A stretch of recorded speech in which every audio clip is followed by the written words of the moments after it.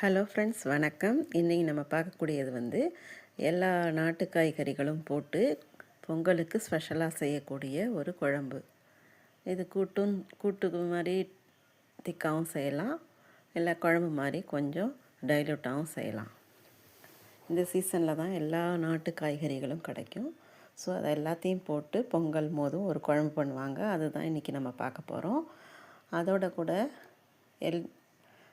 பச்சை மொச்சையெல்லாம் கிடைக்கும். ஸோ அது போட்டுப்பாங்க. நான் இன்றைக்கி அதுக்கு பதிலாக நிலக்கடலை போட்டுட்ருக்கேன். ஸோ உங்களுக்கு என்னெல்லாம் காய்கறி கிடைக்குதோ எல்லாத்தையும் கட் பண்ணுங்கள். பூசணிக்காய், பரங்கிக்காய், சக்கரவள்ளி கிழங்கு, சேப்பங்கிழங்கு, இதுபோல் எது கிடைக்குதோ எல்லாத்தையும் கட் பண்ணி போட்டு நல்லா வேக வச்சுக்கோங்க. பயிர் வகைகள்னால் ஊற வச்சு வேக வச்சு தனியாக வேக வச்சு இதோட கலந்துக்கோங்க. ஸோ எல்லாத்தையும் நல்லா வேக வச்சுக்கோங்க. இதுக்கு நடுவில் நம்ம அதுக்கு ஒரு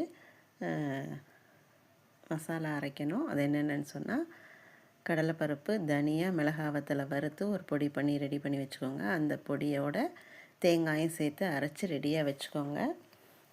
இந்த காய்கறிகள்லாம் நல்லா வெந்த பின்னாடி இந்த அரைச்சி விட்டதையும் சேர்த்து போட்டு நல்லா சேர்ந்து கொதிக்க வச்சிங்கன்னு சொன்னால் அருமையான இந்த கூட்டு குழம்பு ரெடி ஆகிடும். நான் நிலக்கடலை போட்டிருக்கனால அதோடு விட்டுட்டேன். சில பேர் துவரம்பருப்பு, கடலைப்பருப்புலாம் வேக வச்சு இதோட கலந்துப்பாங்க. ஸோ அப்படியும் செய்யலாம். அது போட்டிங்கன்னா இன்னும் கொஞ்சம் நல்லா ப்ரோட்டீன் ரிச்சாக இருக்கும். எனக்கு இதுவே போகும் அப்படின்றதுனால நான் நிலக்கடலையோடு விட்டுட்டேன். ஸோ இதெல்லாம் சேர்ந்து நல்லா கொதித்து வரும்போது செமையாக இருக்கும் டேஸ்ட்டு.